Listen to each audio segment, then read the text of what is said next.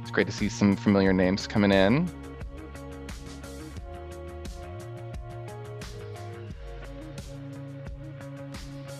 We're going to allow a few minutes to have people file in, so grab a cup of coffee and start to settle in. And if you could put where you're located, that would be great. We'd love to see where the world is represented today. Hi, just checking I'm audible. I do not Yes, you are, like Rajani. the last minute. Okay, thank you so much.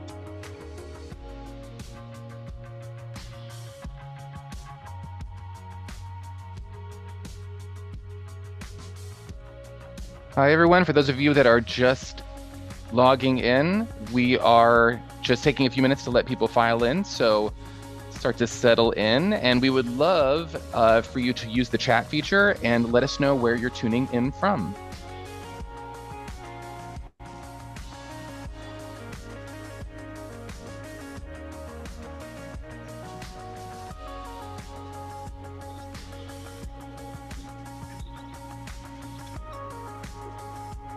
Get started in just a couple of minutes.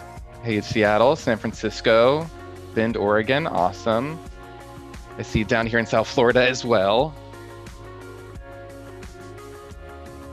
New Jersey, Kenya.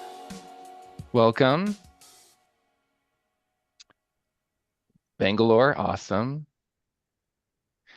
Well, if you've just signed in, we're just allowing a few minutes to allow people to file in, make sure everybody's logged in and comfortable. So get your cup of coffee.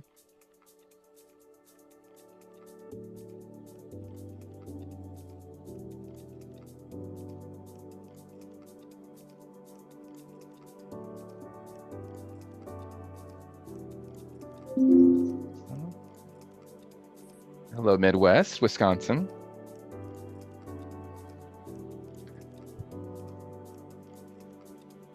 Awesome.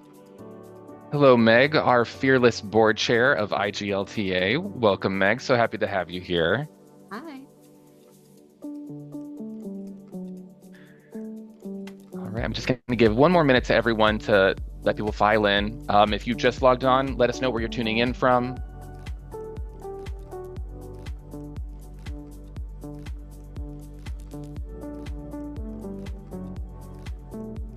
All right.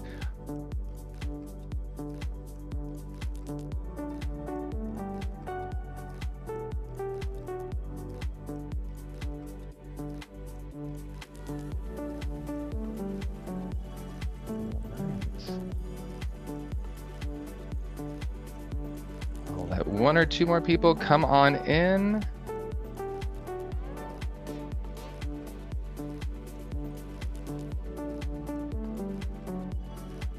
Indeed, happy T-Dove, everyone. If you just signed on, let us know where you're tuning in from. Okay. Awesome. I think we have a great number. So with that, I'm going to go ahead and get us started. Welcome, everybody. Happy Trans Day of Visibility, and welcome to the IGLTA Foundation webinar. We are so excited to have you today. My name is TJ Chernick. My pronouns are he, him, and I'm the Director of Partner Engagement for the IGLTA Foundation. And it is my honor to kick us off today. I'm not going to take too much of our time today. I want the stars of the show to start speaking as quickly as possible. But I did want to just do a few housekeeping things as people file in.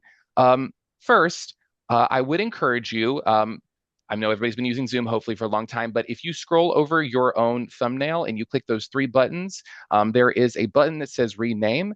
We do encourage you to put your names, your pronouns, and the company organization that you're representing. If not, if you just want to put your name or nothing at all, we just want to make sure that your name is properly represented on the tile in case we call on you. Also, this session is going to be recorded, so if that is an issue, please feel free to turn off your camera, whatever makes you feel most comfortable. And we are going to try something new today.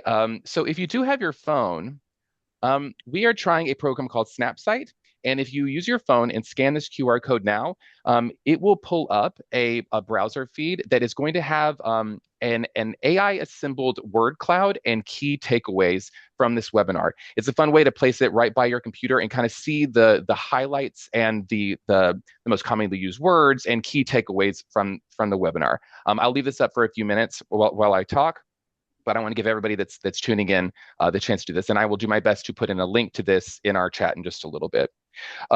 So with that, I'm going to turn this off as long as everybody's put it in there. And again, I'll put it in the chat in just a moment, but I'm going to stop sharing and allow my amazing colleagues to share their screen so we can start the presentation. And Meg or Sonali, my incredible colleagues tuning in from India. Awesome. Let's go to, you can skip my face and go to the first. That's me. That's me. My pronouns are he, him. I'm the Director of Partner Engagement. That's good enough. So we are the IGLTA Foundation. If you're not familiar, I know you're all familiar with IGLTA, the International LGBTQ Plus Travel Association, all the amazing work that it does. But as the foundation of IGLTA, we are the philanthropic arm of IGLTA. And our mission is to help elevate the work of IGLTA through three pillars of leadership, research, and education. Everything we do falls under one of these pillars, including our Gender Diverse Travel Advisory Group, which falls under our leadership initiative. We believe in the power to change hearts and minds through the power of travel, and really where the rubber meets the road in that impact that IGLTA makes, the foundation really helps those things come together. I always like to use the anecdote, when we are asked to perceive LGBTQ plus travel, we often think of, beautiful people in beautiful places doing beautiful things. And it can be that, and media representation is wildly important, but it's also a trans person trying to go through TSA or through immigration, a non-binary person having to travel for their corporate job to somewhere as benign as Florida, or simply an entertainer needing to get to somewhere safe to do their job. It's the other side of LGBTQ plus travel, and that's really where the IGLTA Foundation shines. And we do that by providing resources for our members at IGLTA, like studies, research projects, and things like our Gender Diverse Travel Advisory, our Gender Diverse Travel Safety Guide, which produced last year by the Gender Diverse Travel Advisory Group, GTAG. An incredible work of effort that was released last year, and I would love, if Amin Gabouj, our program manager, if you would put that guide in the chat, I would love people to have that in their back pocket and be able to explore that after this webinar. So with that, and I would love to thank our partners who made that travel guide happen, including the Arcus Foundation and Away Luggage. We could not do it without our incredible corporate partners, and they are the ones that help make this work come together. So thank you. And our founding partners, Delta Airlines. In case you're on here, thank you, Delta. So with that, Meg, if you go to the next slide, I've said enough about what we do. We're all here. My apologies. There's a 3. We're all here thanks to these, and go back, those incredible people right there. I'm not going to let a moment go by. I mentioned Amin Gabouj, our program manager, and Sonali Khan, our foundation coordinator, and Meg, our other foundation coordinator. I'm just here talking too much. They're the ones that make everything run. None of this would happen without them. So Meg, Amin, Sonali, I adore you. Thank you for all of your hard work, especially pulling this webinar together. So with that, I'm going to introduce our amazing leader of the Gender Diverse Travel Advisory Group. Meg, next slide. Gabrielle Claiborne, the co-founder, founder of Transformation Journeys Worldwide. Sorry, Gabrielle, it's all you. Thank you, TJ, and welcome to what will be an amazing conversation. And TJ, Amin, Sonali, Meg, thank you for your continued support with GTAG's work. We are in believe it or not, our 4th year of existence, and we cannot and cannot continue to do this work without your generous, intentional, and strategic support. So on behalf of GTAG, we thank you. Hi, everyone. My name is Gabrielle Claiborne. My pronouns are she, her, and I'm honored, as you heard in TJ's introduction, to serve as the chair of IGLTA Foundation's Gender Diverse Travel Advisory Group. And we want to thank you for being here, not just in presence, but in purpose. I'm not going to spend a lot of time giving you an overview of who and what GTAG is, because we have a lot to share with you today in our conversation. But I do invite you to click on this QR code. Go to the next slide, Sonali, if you could, please. Click on that QR code to learn more about our work. And when you click on this QR code, and we can put that, I think, in the chat, you can learn more about our amazing members that are reflected here on the next screen. You know, today we gather in recognition of Transgender Day of Visibility, a day that on its surface is about being seen. But let's face it, in this moment, in this climate, visibility is not passive. It is not decorative. It is not optional. You see, visibility is an act of courage and resistance.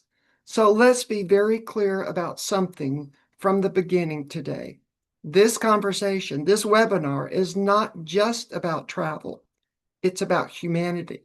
It's about dignity. It's about the foundational right to exist, to move through a world, to experience joy without fear. And that's why today's theme matters so deeply. Shared joy, shared value, how gender diverse, inclusive travel elevates everyone's experience. We gather today at a very complicated moment in our global story. Across many regions of the world, we are witnessing a rising tide of rhetoric, policies, and cultural narratives that attempt to diminish, erase, and even deny the existence and dignity of trans and gender diverse people. And yet, at the very same time, we are also seeing something equally powerful. We are seeing communities, industries, and individuals choosing courage over comfort, choosing inclusion over indifference, choosing to build a world where everyone belongs. That tension between exclusion and expansion is exactly why today's conversation matters. Our webinar is not just about trans travelers. It's about the kind of world that we are actively shaping through travel, one interaction, one policy, one welcome at a time. Because travel, at its best, is an act of connection. It invites us to step beyond what is familiar and into what is possible. It reminds us that humanity is not just a narrow definition. It is a vast, vibrant spectrum of identities, cultures, and lived experiences. And when any group is pushed to the margins, the richness of that spectrum is diminished for all of us.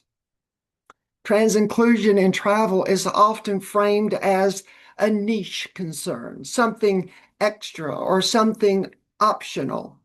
But the truth is, it's foundational. When trans and gender diverse people can move through the world safely, authentically, and with dignity, it signals something much larger, that a destination, a brand, or an experience has done the deeper work of understanding people, of designing for humanity, not just the majority. And here's the opportunity. Because inclusion is not just a moral imperative, folks. It's a value driver. And we've heard this before. It builds trust. It fosters loyalty. It enhances innovation. It creates environments where not just trans travelers, but all travelers feel seen, respected, and free to move fully and experience the joy that travel promises. Shared joy, in fact, becomes shared value. But it requires people like you, people who understand that travel is not just about where we go, but how we are allowed to exist when we get there. Today, you will hear from voices who are leading this work, who are challenging the status quo, reimagining what's possible, and demonstrating that inclusion is not just the right thing to do. It's the smart thing to do. Because when we create spaces where trans and gender diverse people can thrive, we are not narrowing the experience. We are expanding it. We are telling a different story about what travel can be, not just an escape, but a bridge, not just a transaction, but a transformation. So, as we move into today's conversation, we invite you to listen deeply, to reflect honestly, and to consider your role in shaping a travel landscape where no one has to choose between being visible and being safe. Because in the end, it's not just about visibility, it is about possibility. And when we get this right, when we truly center inclusion, we don't just change travel, we change the world, folks. And that is the reason why IGLTA, IGLTA Foundation, and GTAG exist. And we are committed to helping you be a part of the solution as well. So we are going to take a step in setting you up for success today in our conversation. So I want you to join me in please welcoming a few GTAG members and allies as they share their own joys and challenges when traveling and what you, as tourism professionals, can do to maximize your guest experiences. And the first speaker that I'd like to bring to the floor is our kind of a new addition to GTAG, that is Jake Graff, who is our new chair of our communications subcommittee. So welcome, Jake. Glad to have you.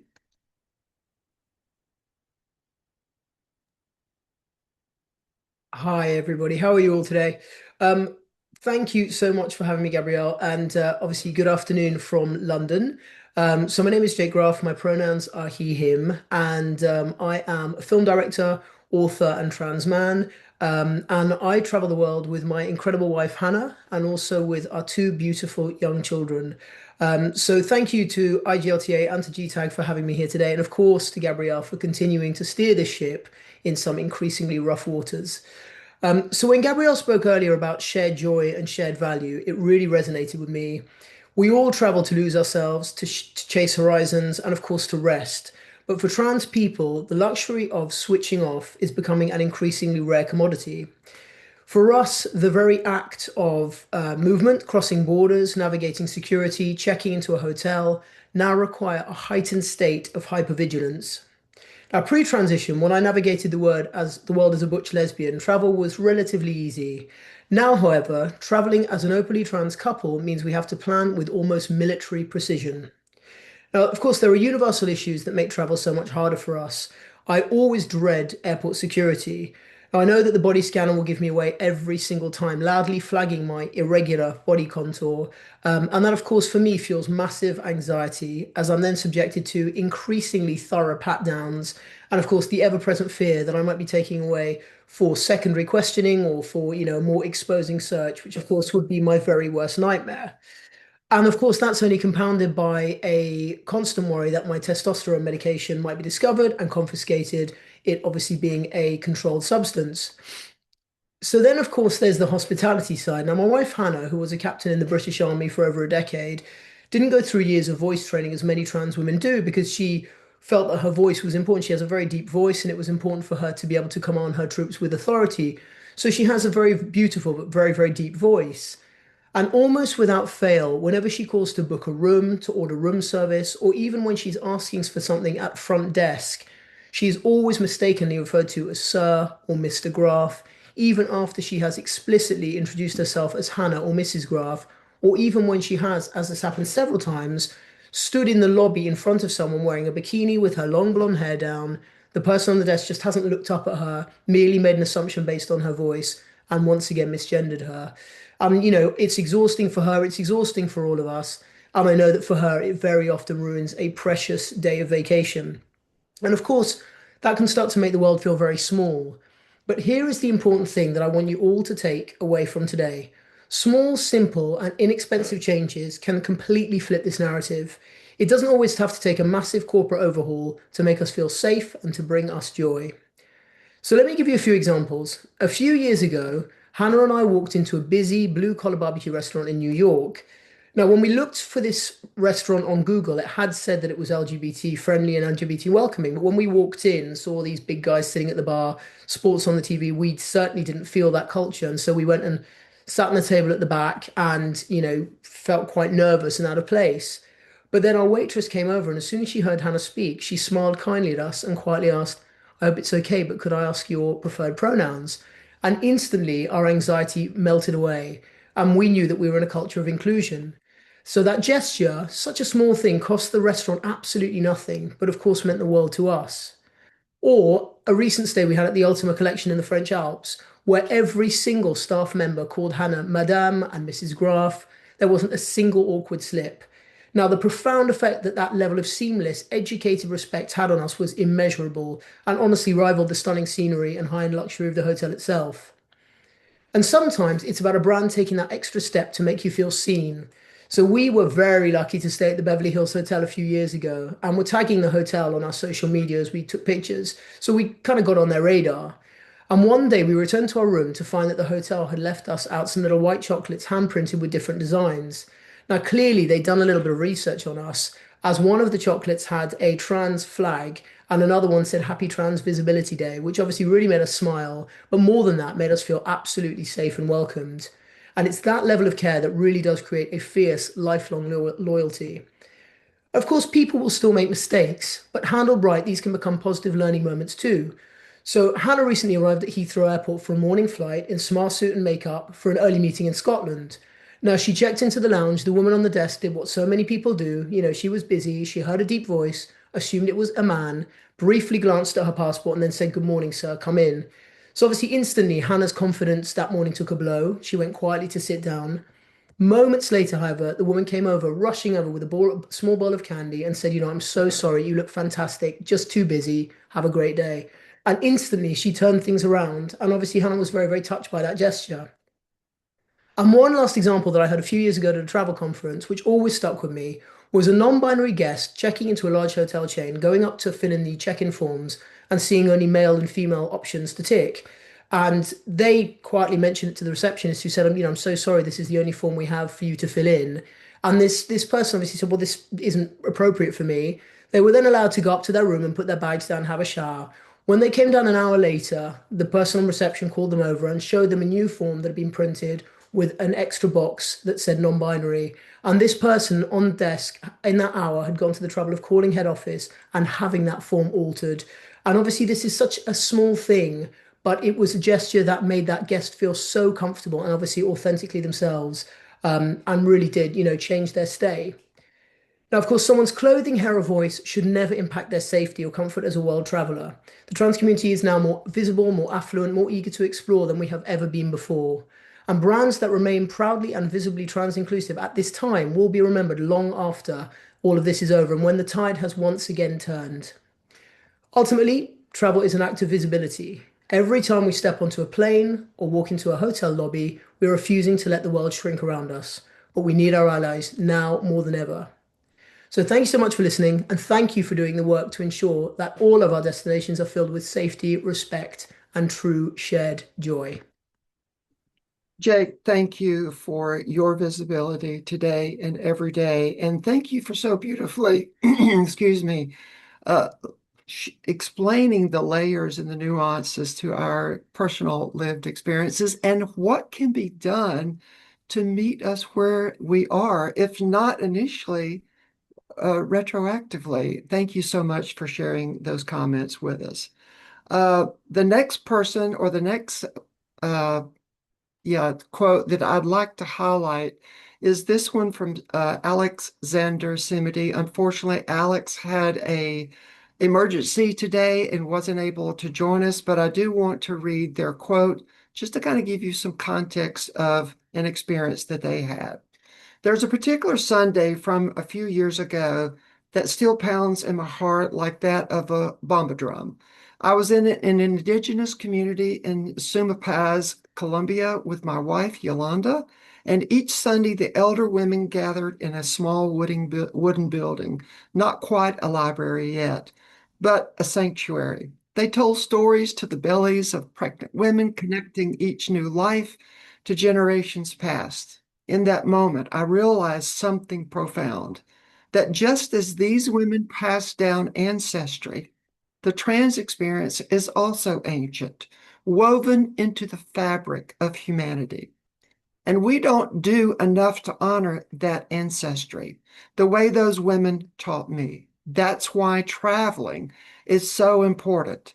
because the small lessons of joy and belonging we learn can ripple throughout our lives today. So I want to thank Simi for bringing that quote forward.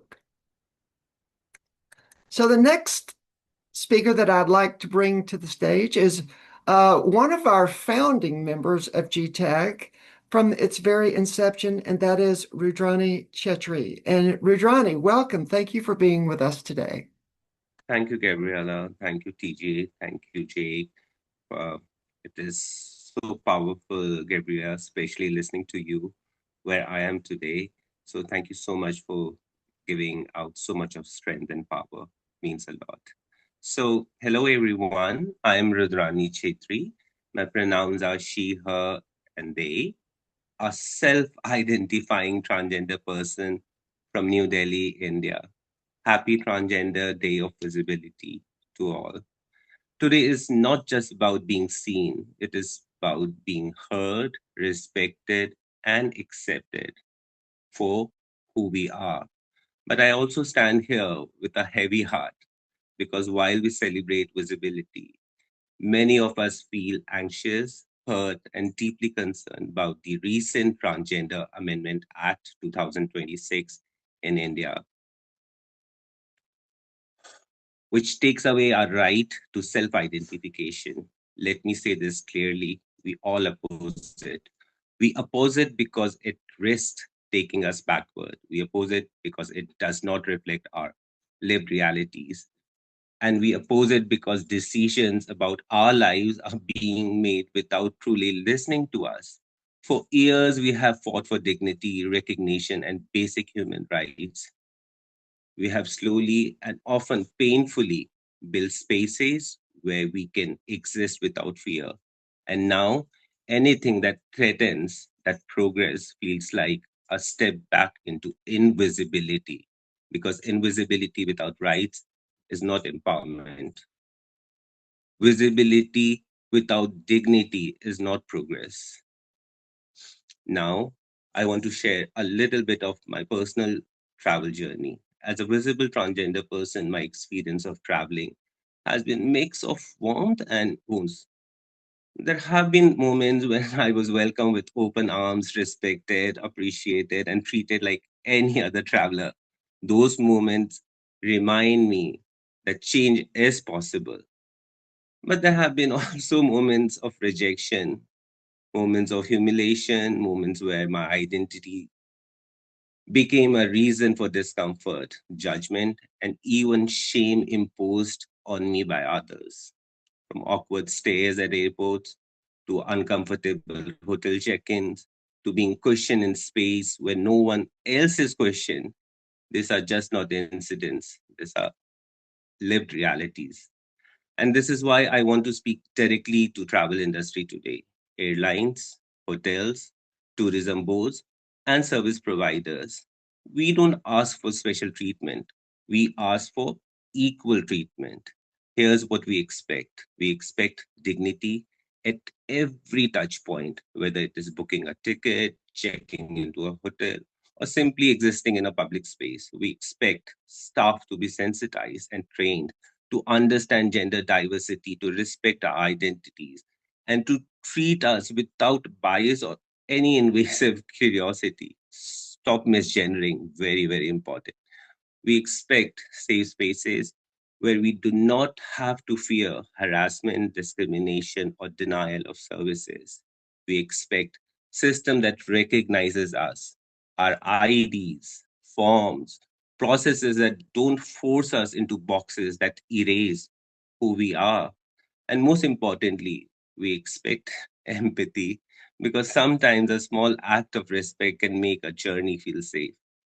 Our travel industry has the power to either include or exclude us. And I truly believe it can become a powerful ally in making the world more inclusive. Today, on this day of visibility, I want to leave everyone with a message to my transgender siblings across the world. You're valid, you're powerful, and your existence is not up for debate. Keep smiling, keep shining, keep rising, and keep claiming your space. To allies, visibility is not enough. Visibility is not enough. Stand with us, speak for us when we are not in the room, and help create safer spaces. To policymaker, listen to us, listen to us. Nothing about us should ever be decided without us. And to the world, trans rights are humans' right, not just in one country, but globally. We are not asking for acceptance as favor.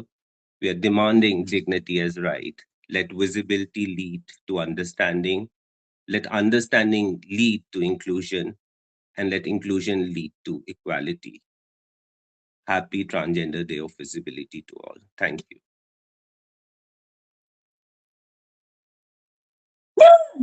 Rajani, thank you so much. And we're so grateful for your presence in our group and the diversity and the perspective that you bring. I'm so sorry that you all are having to go through what you're going through in India at this moment.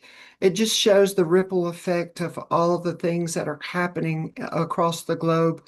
And this is one of the reasons we're having today's conversation. Thank you, Rajani.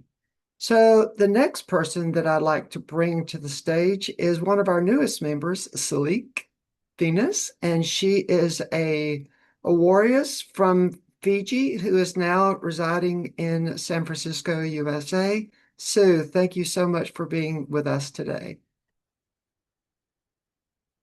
Hi, good morning, everyone. Thank you for the opportunity to be able to be part of this conversation, to break bread and also share the value of travel and joy. I recognize that there is a dichotomy of what today represents in terms of Transgender Visibility Day, but also understanding that we're navigating a very difficult time in the world where the erasure of transgender people is becoming a center of political conversations, but particularly here in the US. So I wanted to thank IGLTA Foundation for your leadership, but also for co-creating this space with all of us to be able to continue to break those walls and continue visibilizing our voices, but also, echoing our slogan of there will not be any erasure of transgender people anywhere in the world. And I know that a couple of days ago, even at the highest level of the UN, certain governments have come up with proposals to be able to erase transgender women's rights in some of the documents of protection that we rely so much on our governments. But it ended there because there's a lot of fierce activism from activists, wonderful advocacy feminist activists on the ground to be able to say in such a strong language that it stops here. So it stops at the UN. The US government will not continue with, bulldozing their way to be able to raise transgender people. So that's why I'm here. Again, thank you for this opportunity. My name is Salik Venus Wanga. My pronouns are she and her. I was born and raised in the Pacific for over 30 years. Before moving to the US, I wanted to share a personal journey in terms of my travel. The first time that I got out of my country, I was part of a, sorry, was that the 1 minute? Did I just pass that? No, yeah, you're good. Okay.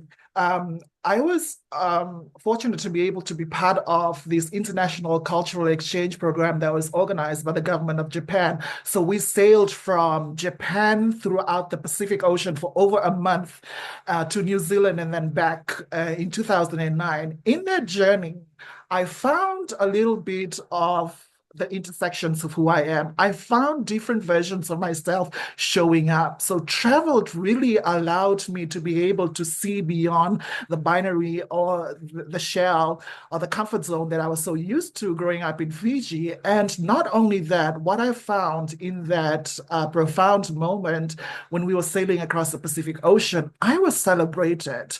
I was recognized. There were 12 countries that were participating, hundreds of youths from all over the region of the world. And for me, for the first time in my life, I thought I was seen and I was celebrated. And that's what travel did to me. So years later, when I joined the movement, I traveled around the world. Every moment that I traveled to different countries, I was able to see a different version of myself showing up. And I started asking myself, who is she?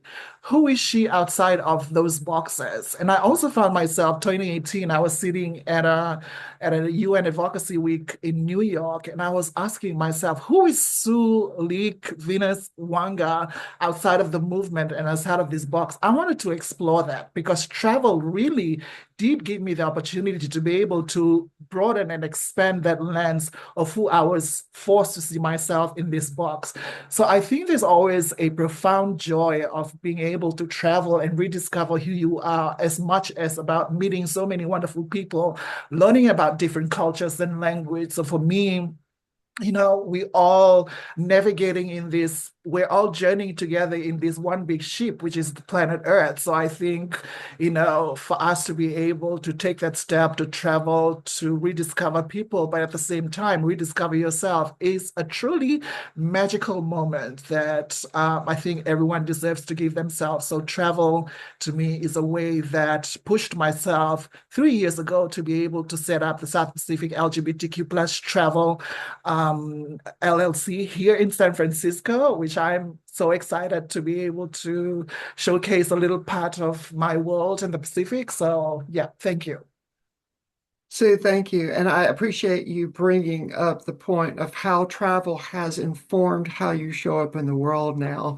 And we're so grateful for the way you show up in our world now. And we're looking so much to all your contributions to our work. Thank you for being with us today.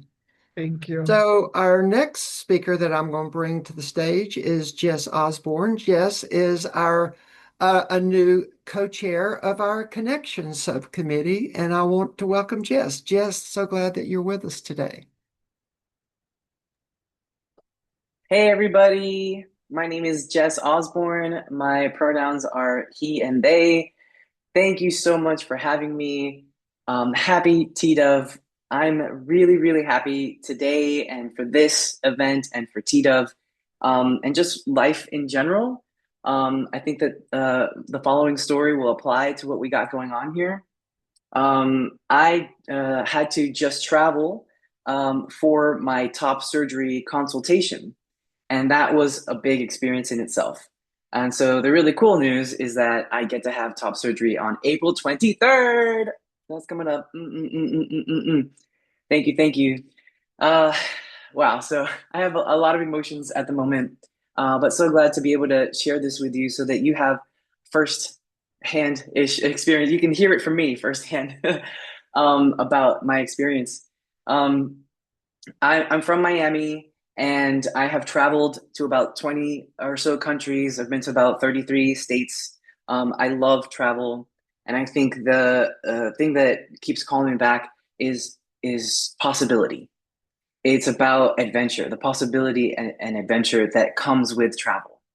I've traveled since I was a little kid, and I just love being outside of my own box and discovering who I get to be and who other people are, what other cultures exist out there in the world. And in that, you start to learn, what's going on at home and what's going on in other spaces and what you might want to incorporate into your own life. And so I was hooked with travel. So I'm also a social justice warrior. I've worked for a lot of nonprofits. I am now the producer and founder of Gender Chill. It's a fashion show for queer and trans folks down here in Miami for now, and then expanding worldwide. And so this is just what I love to do. And I'm already a little bit older. I'm in my 40s. And I've only recently started coming out as a trans person. I identify as trans, masc, and non-binary. And I've just started my HRT as well. And so this in itself is an adventure. It's a journey.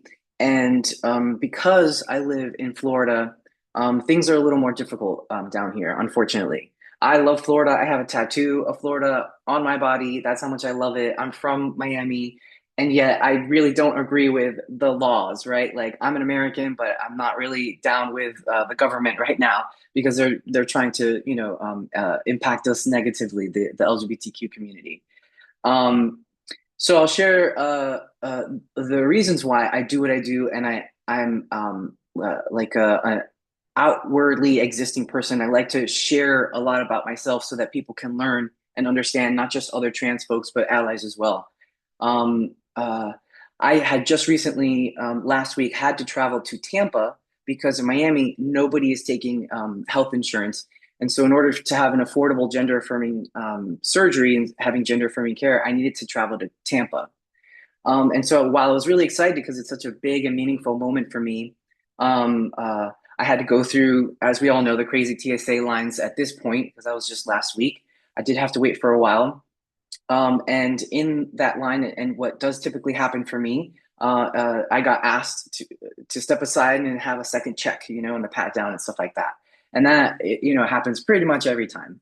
And that, like, dampens the mood, like I was really excited, I had to first leave to go somewhere else, and then I got patted down. So it's I'm kind of already used to it, kind of numb to it, but it does suck that happens, unfortunately, because I register as something different, right? They don't quite get me. But once I did get to Tampa and I got to the hospital, I had wonderful service, right? And that really changed everything. I will say that in Miami, the service can sometimes not be the best. Hospitality, medical, it really is up to the people, the management, the company, to uphold the principles and values, the policies that they say they'd like to, if they even thought about upholding policies for LGBTQ folks. And you can really feel a difference when people just directly look you in the eye. They don't feel weird or shy. They don't kind of ignore you, and then they acknowledge the pronouns that you share with them. Currently, right now, my legal pronouns don't match. My name doesn't match. So, these things take time. And again, Florida, we can't really do that at the moment. So I don't know. I'll have to figure out how to change all that. But obviously, like, it changed my mood and my confidence when I can see that I'm working with folks who see me and value me. I've also just experienced that, like in places like London and Berlin and New York City, where my partner lives, where I go often. It's a really big difference in lots of different cities. So I've been to like tons of different cities. And really, it depends on the people, like I had mentioned before. You are a person. You have a lot of power. We all do. And if you have a business, you have a lot of power with that business as well. You can talk to lawmakers. You can talk to your neighborhood, your community, and find out more, get some training, and see how it is that you can engage with a different community. And in this case, we're talking about trans folks. Like, it is possible. We have the power to create more of a sense of belonging and love and shared community with people. And it'll make all the difference because my girlfriend and I were going to go on vacation to Puerto Rico, right? But then I got the notice that I'm having top surgery at the same time, so we had to cancel. But in the preparing for Puerto Rico, I emailed hostels and hotels and excursions and things of that nature. I wanted to make sure that they knew my legal name and then who I also am identifying as, and that we were going to be in like a queer couple. And if they're okay with that, that's as simple as it can be. And sometimes you get a pause on the phone, and sometimes they're like, oh, yeah, of course, whatever you need, sir. And I'm like, perfect, they get it. So I'm going to choose that place that gets it over a place that probably is meaning well, but like, I'm on vacation. I don't really want to teach people while I'm on vacation. I want to know that I'll be safe and that these people know like what they're doing once I arrive. And as Rujani had mentioned, every touch point, that really helps. And you could also assume that typically TSA and flying is not going to be a good time, probably for anyone, but definitely for trans folks. So the minute that we get like into a car or into the lodging, we're going to want to feel relaxed. And so that's your opportunity to really, show like your great services. So, I've had a lot of great experiences. I've had not so great experiences. It really depends on you. And I know that if you care, if you're here, you're going to make that happen. There are tons of places, tons of companies, organizations that would love to train you and give you a heads up on how to do that. And in the end, we all profit, right? I profit with a good time, y'all profit with profit, and you know, the world is a better place. And that's what we're here for. So if you have any questions, please ask away. I'll be here till the end. And thank you so much for your time. Thank you, Jess. And we're so excited for those significant milestones that are coming up in your life. We're celebrating those with you. Thank you for sharing your experience, your story, and thank you for your contributions to GTEC's work. Now, imagine arriving somewhere new and feeling like that you don't belong. For many trans travelers, as you've heard in these personal stories, that's reality. Fortunately, though, allyship in tourism changes that story. It turns uncertainty into safety, fear into welcome, and hesitation into joy. Every act of support, big or small, this sends a message. You are seen, you are valued, and you belong. The things that our speakers have shared with you today that they are looking for and hopefully are getting from you. Today, we'll also hear from allies who are not just opening doors, but they're rewriting the way that the world travels so everyone can experience the joy of truly inclusive journeys. So please join me in welcoming our ally speakers. The first one that I'm going to bring to the stage is a friend that I met in Palm Springs, Lisa Bandera. And Lisa is the owner of PDB Adventures. Welcome, Lisa. Glad that you could be with us. Thank you so much. My name is Lisa Bandera. My pronouns are she, her. I own a boutique luxury travel agency in Washington, D.C. called PDB Adventures. But today I'm actually wearing two hats. I am a luxury travel advisor, and I'm also the mom of a 15-year-old trans daughter, Taylor. And if there's one message I think I want to leave you with today, it's this. When we design travel with inclusion in mind, we're not just removing barriers, we're kind of creating the space for joy, real, visible, unforgettable joy. And I want to thank so much the gender diverse people who have spoken before me and sharing your stories, because I think it's so important that the more the people know, obviously, when you know better, you do better. And for families like ours, travel is not just where you go, it's how free you feel once you're there. So Taylor transitioned when she was about 9 years old. And shortly thereafter, we had a trip already booked to Turks and Caicos.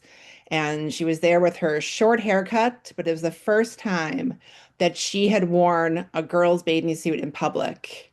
And as a parent, you hold your breath a little.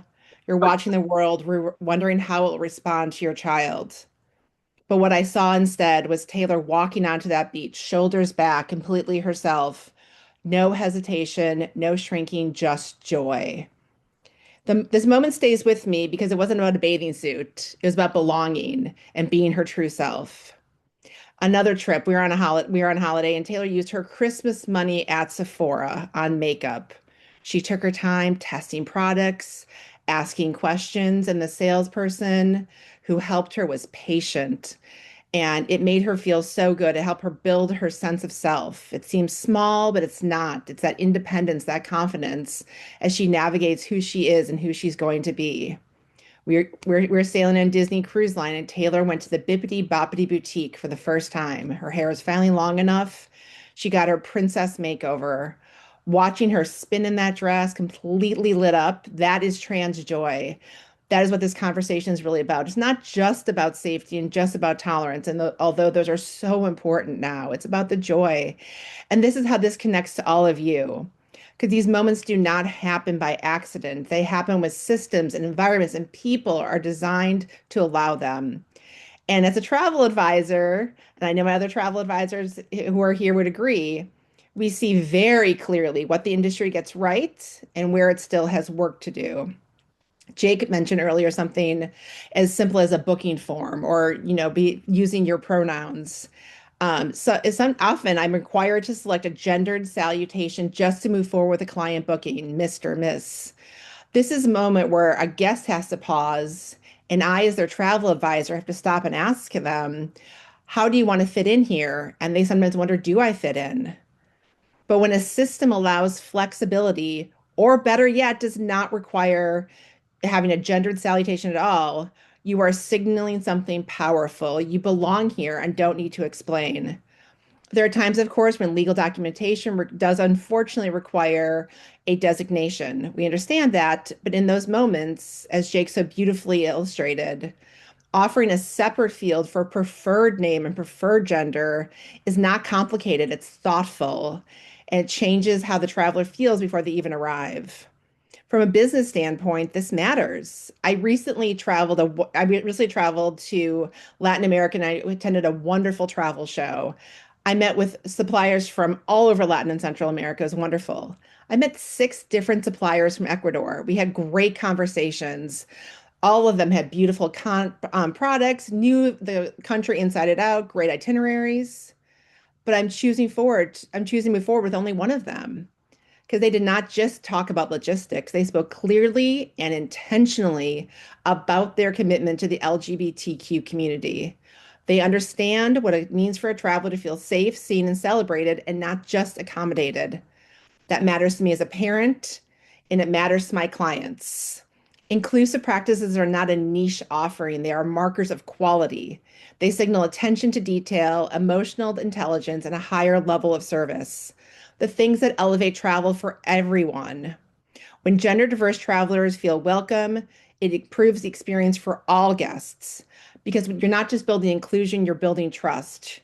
You're in creating environments where people can exhale, where families like ours can relax, where a teenager can walk into a beach or a boutique or a princess makeover and just be.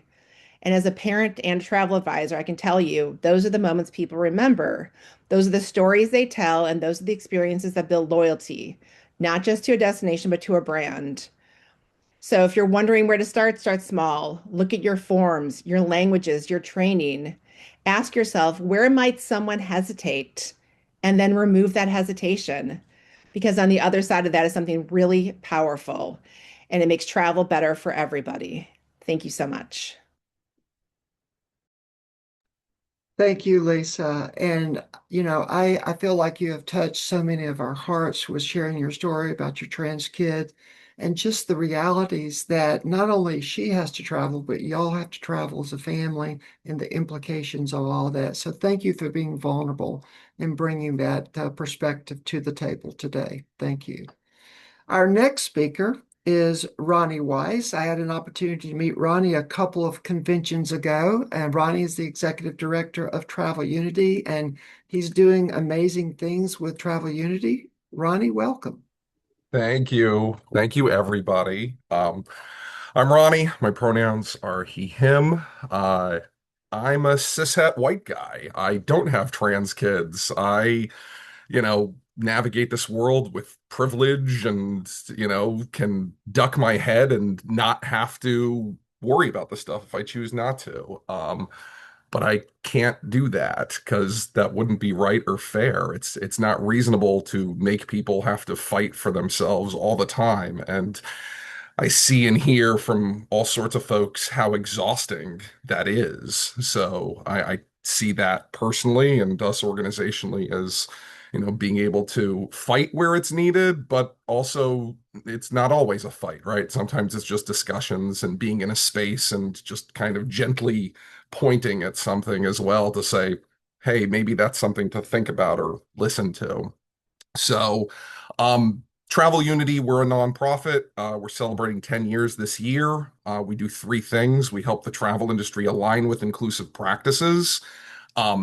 And when we're talking about inclusion, I think one thing that's important to note, and we see it here, is that people are not just one thing, and the different aspects of identity matter how they all flow. And the experience of a trans woman versus a trans man is obviously very different in specific ways.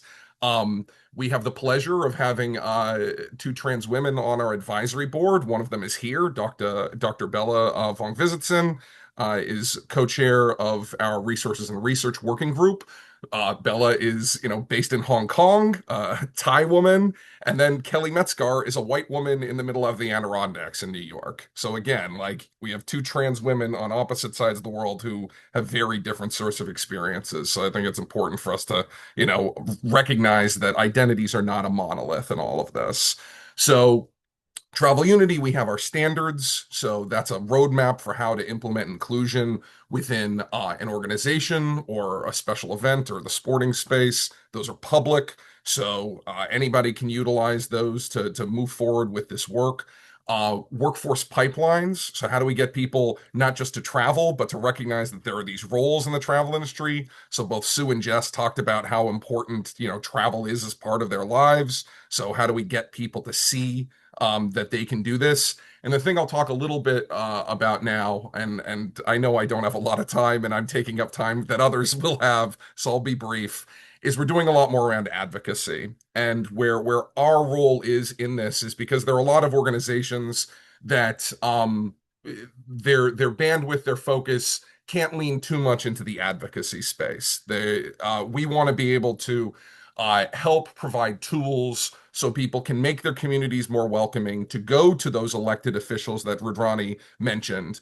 I'm a big believer in neutral ignorance, that people don't know what they don't know, and that sometimes people just need and want direction. So Travel Unity, in coordination with folks like GTAG and some of the people I've already mentioned, and obviously a lot of folks further afield, we want to be able to say, okay, what are these tools? So you, as somebody who is part of this identity or somebody who wants to support people of this identity, can go and make that case, can go and talk to elected officials, policymakers, etc. So just to say that that's something that we're trying to do. Rudrani said, allies don't just, talk, not just visibility, but stand with us. That's what we're trying to do, both as an organization and to give others the tools to do so. The last thing I'll say just very quickly is something that was a through line for both Lisa, but even more so with Jake, is this idea of training and accountability, right? So much of the Jake stories really just needed to be, hey, you need to look up at people when they are coming up to your desk. And then also, it's about how do you have this commonality of you will do this in these ways to treat people. So having a policy that somebody's outward gender expression, if there is a sort of gendered sort of thing that somebody's wearing a bikini, you default to the idea that you're going to refer to them as she, her, right? That is how society is. It's a reasonable thing for you to do if you have no kind of vantage point to know exactly what somebody's pronouns are, or you do the thing that's standard in the space of introducing yourself with your own pronouns first. But my point of this is not to say the obvious, but to say that a lot of these things can and should and need to be addressed through training and processes. And it's something that over the course of my years of doing this work, it's most people care. They're just not necessarily aware or held accountable. And I think with those two things, we'll go a lot further to make sure everybody feels better.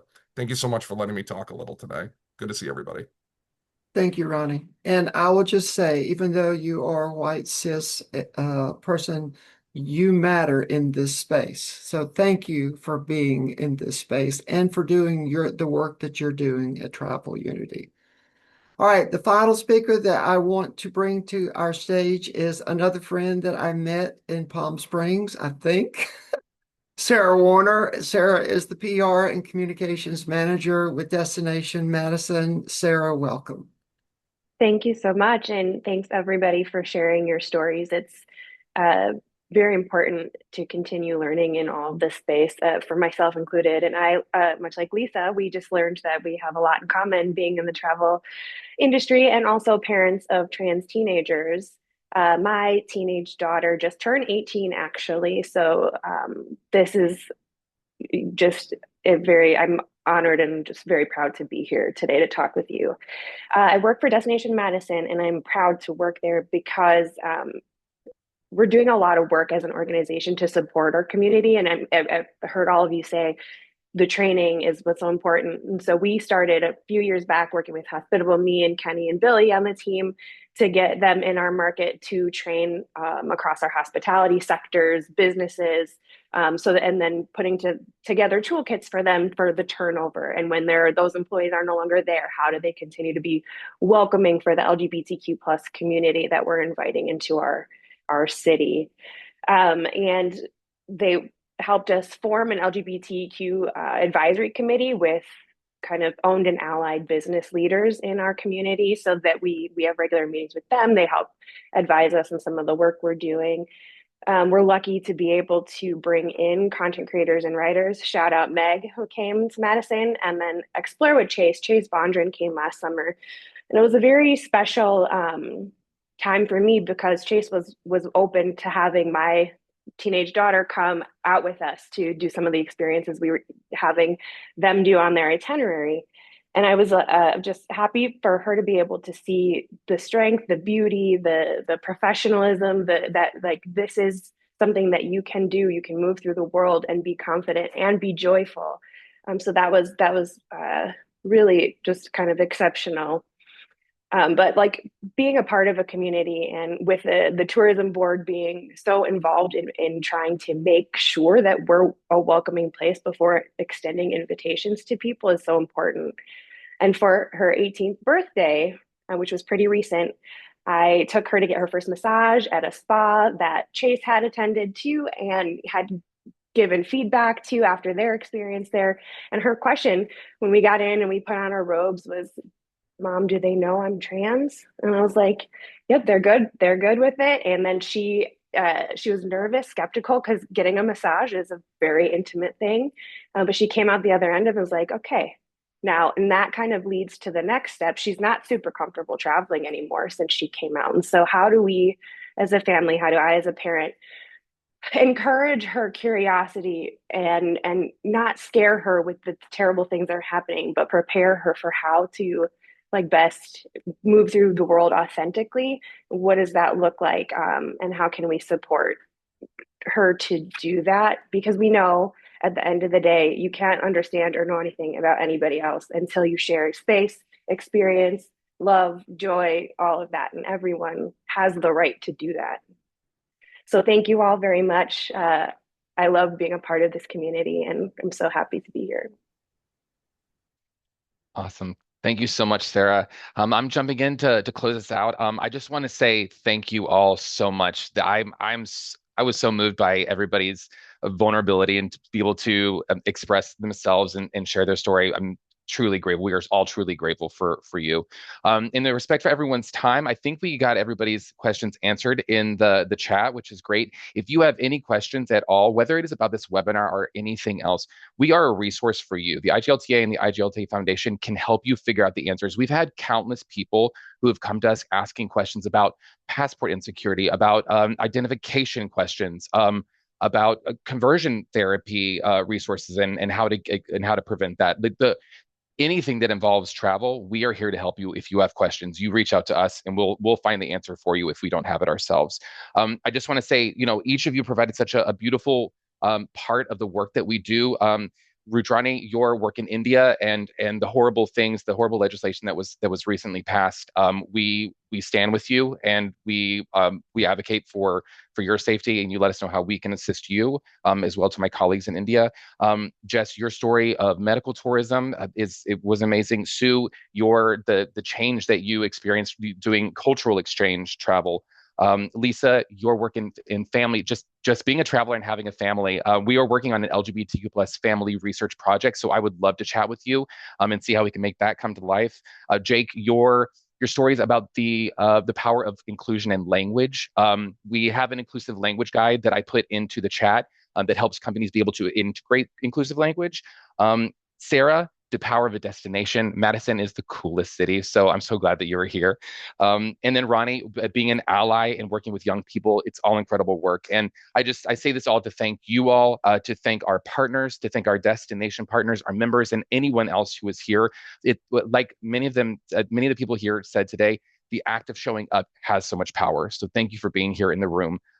Remember, everyone, travel is for health. It's the ability to visit your chosen family. It's the ability to pursue opportunity and personal growth. It is travel. That is LGBTQ plus travel. It is the human right to movement. So with that, thank you all so much for being here. It was an absolute pleasure. We'll follow up with information after this via email, but have a great day and we'll see you soon. Travel safe, everyone. Thank you.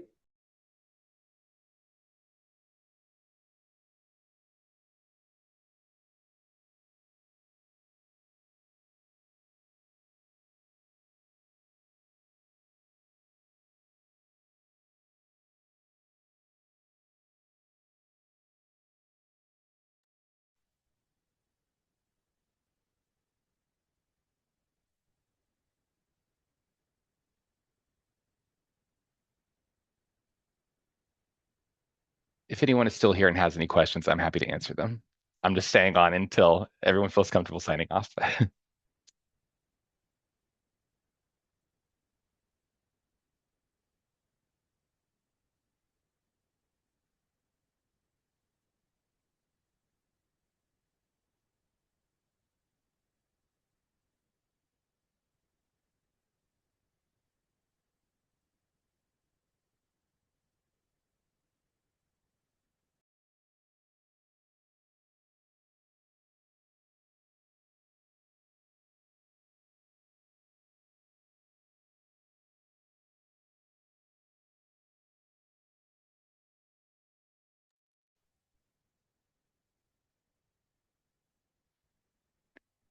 Hey, Lisa, I saw you Hey, pop back I on. hopped back on in case I saw Jess's note about debriefing, but it looks like we're good. So Oh, okay, cool.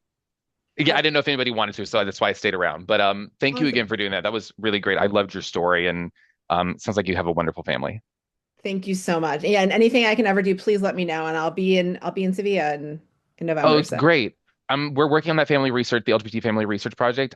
We will be interviewing LGBT families. So if you're down, I'll be reaching out to you about it. happy to, and happy to put you in touch with anybody who's useful too if you need more You're the people. best. Thank you. I Thank you, appreciate it. DJ. Great, Take thanks. care. Bye. Bye.